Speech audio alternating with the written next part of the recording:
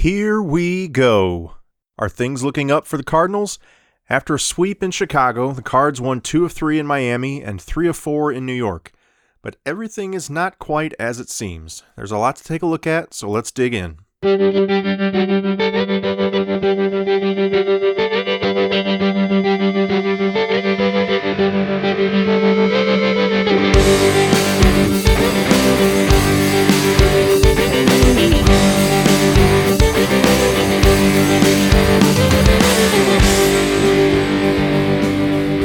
Hey everybody, I'm Jared, and this is the BFIBs Almanac.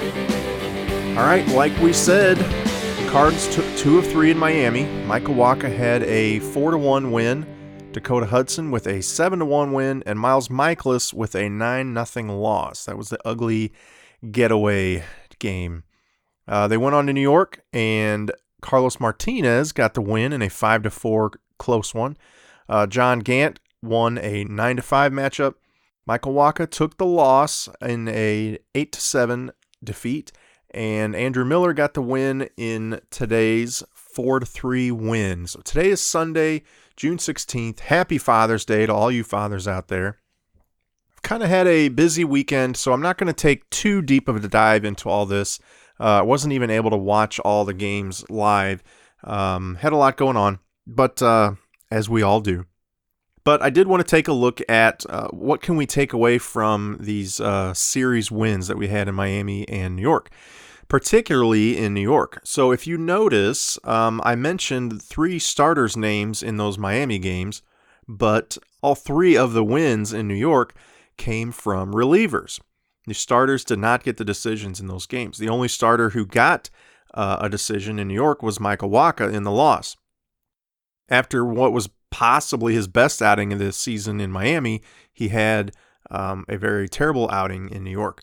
So he needs to get a little more consistent, as we've seen, and we've really said that for years now with him. So the problem is the starting pitchers are not going deep enough into the games, and we've been saying that for a long time too. And some of that is not just on them. Some of that is on the strategy of management. Not wanting these guys to face the lineup, 3 times through, or, if their pitch count is getting up, that's where you can kind of put that on the pitcher. But in the case of Daniel Ponce de Leon, he actually only went 4 innings in his game, but he only gave up 1 run, and he threw, I think, 71 pitches, which isn't all that efficient for 4 innings, but it's not terrible either. But he came out due to circumstance. So we had 2 runners on. He was in the on-deck circle to bat for himself and come out to pitch the next inning, but Schilt decided to go with Jose Martinez as the pinch hitter, and it was a good thing because he hit a 3-run homer.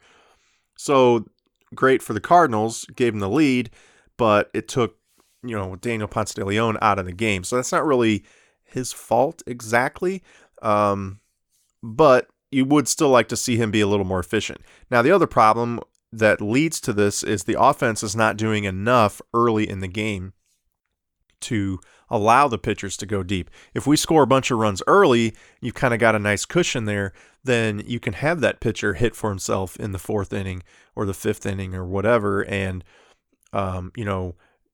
sacrifice that RBI opportunity possibly, and allow that starting pitcher to pitch into the 5th, the 6th, the 7th. So if the offense gets more runs early in the game, then you're going to see these starting pitchers go deeper. But what we've seen in New York is that the offense didn't do enough early. They really attacked the bullpen. Give them credit for that. New York's bullpen has really been struggling, and the Cardinals took advantage of that. But it did lead to more of our relievers having to be used. And in the case of those 3 wins, those all came from relievers. Carlos, John Gant, and Andrew Miller. So just kind of something interesting to note, to see that in that entire series, the relievers were the ones getting the decisions. So offense needs to do more. We've been saying that all along. Now, they actually did kind of pick it up, but not enough, not early on.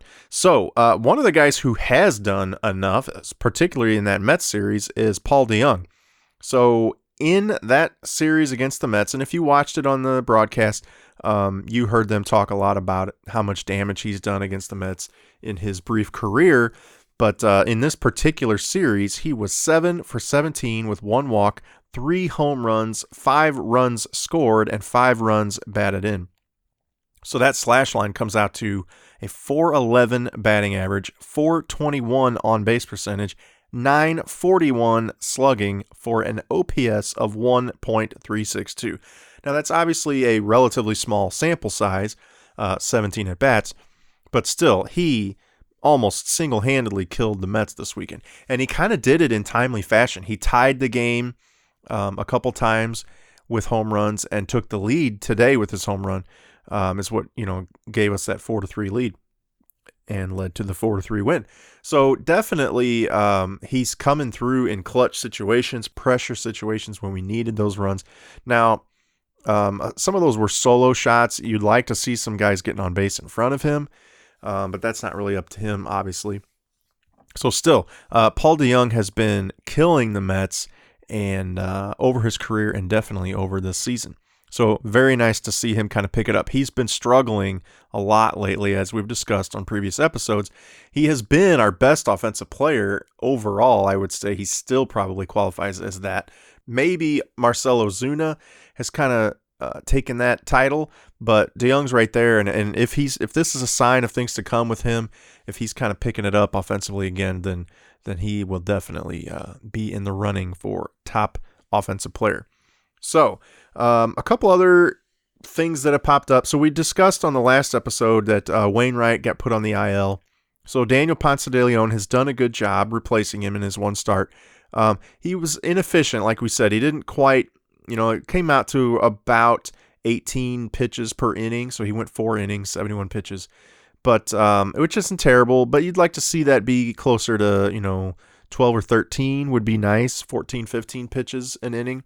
18's not bad, but and he didn't get pulled out because he was inefficient. It was just the circumstances of the game. But still, you'd like to see him kind of get through some cleaner innings. I'm sure he was a little nervous and having to start after some travel. So if he gets to stay and start again, I'm sure he will do a little bit better. Ryan Helsley was put on the IL, and Genesis Cabrera was called up to replace him. Now, Cabrera was inconsistent in his one appearance. He had 3 strikeouts in 1 2/3 innings, I believe. His first inning was fairly clean. He had 2 strikeouts and a fly out, 1, 2, 3. But then he got into a little bit of trouble, had a walk, had a hit, I think a hit batter. He had another strikeout on a foul bunt, I believe. But not nearly as clean an inning. He gave up a run. So we'd like to see him clean it up a little bit. I do think he's got good stuff. This is the electric lefty, but he needs to get a little bit more command, and he's got the velocity. He's got the stuff. So I do think he's going to contribute, but he still might see a little bit more back and forth with Memphis. So we'll see. Now, another guy who has been lights out, kind of off the radar. Maybe it's just me, but Giovanni Gallegos has just been crazy good. I knew he was pitching well, but I didn't realize until I looked these stats up.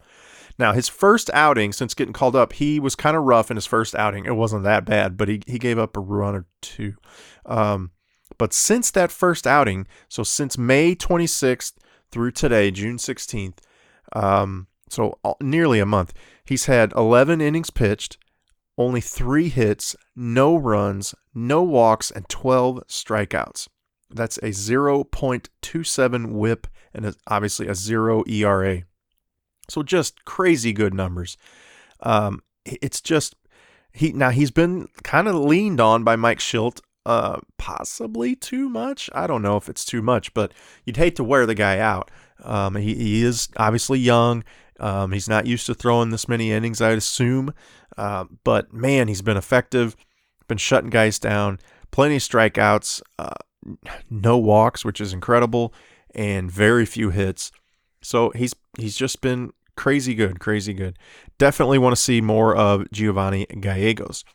So I don't have a whole lot more than that. I really just wanted to kind of recap the weekend, particularly the Mets series, but touching on the Marlins a little bit. So I don't know. Like I said, I was busy and I didn't get to watch all the games in real time. I watched a lot of it, but obviously we had stuff going on with the Blues and the hangover with that and the parade and all that stuff, which was incredible. Congratulations again to the St. Louis Blues and all the fans in St. Louis. It's been a crazy run, a crazy celebration. Tons and tons of people downtown at the Arch Grounds and Market Street. So definitely cool to see all that. But that being said, I wanted to just kind of touch on my thoughts with the Cardinals. So they're still just a couple of games over 500. They've looked a little more, I hesitate to even say consistent, but they've looked a little better in these last few games. They're definitely getting the wins, but they're not always clean. There have been very close games, late comebacks, particularly in the Mets series. Guys like, Wacha and Hudson, who looked so good in Miami. Wacha was not good in New York, and Hudson was much better today. He did give up 3 runs, but he only went 6 innings, so he had the quality start. He didn't get the decision, but it wasn't a bad outing. It just wasn't great. It wasn't real clean. So, again, you want to see that consistency. You want to see these guys come out 4, 5, 6 starts in a row and look very good. When they have a rough outing, it needs to be the exception. It needs to be the rare occurrence. And it seems like it's just about every other game. You don't know what you're going to get from these guys. Michaelis will be lights out one game and he's getting lit up in the next. So, that's been the word all season long on this podcast is consistency. And frustration. That's the other word, since we're giving out words of the day: frustration and consistency.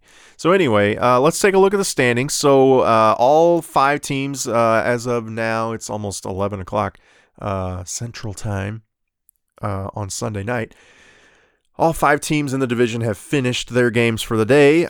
Milwaukee is still in first place at 40-31. Chicago is 1 game back at 39-32.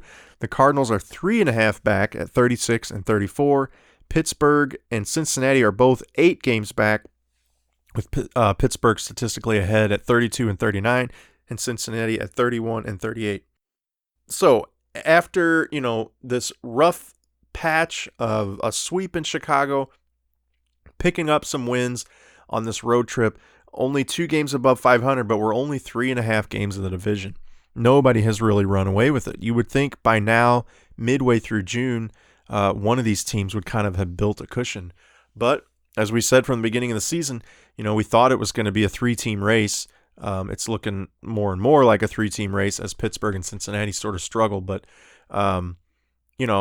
we thought that those guys would kind of be neck and neck. But as much as the Cardinals have struggled, at least in St. Louis fans' eyes, the Cubs and the Brewers haven't really taken advantage of that. So, which is good for us, bad for them. Hopefully we can turn it around, get something going offensively, and hopefully get our pitchers healthy and consistent. There's that word again. So that's all I've got. Just wanted to kind of recap some things, kind of go over some of the breakdown of maybe the not exactly misleading win-loss totals, but just sort of point out how maybe it wasn't quite as good as some fans would think when you just say that we took, 5 of 7 games. And definitely wanted to look at Paul DeJong and his stats and just how crazy good he's been. And hopefully we see a lot more from Gallegos. Exciting to see him pitching that well.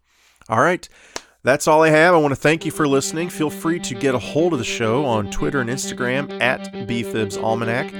You can email bfibsalmanac@gmail.com and find us on YouTube, BFIBs Almanac Podcast. All right. Thanks again. As usual, I'm Jared, and this is the BFIBs Almanac.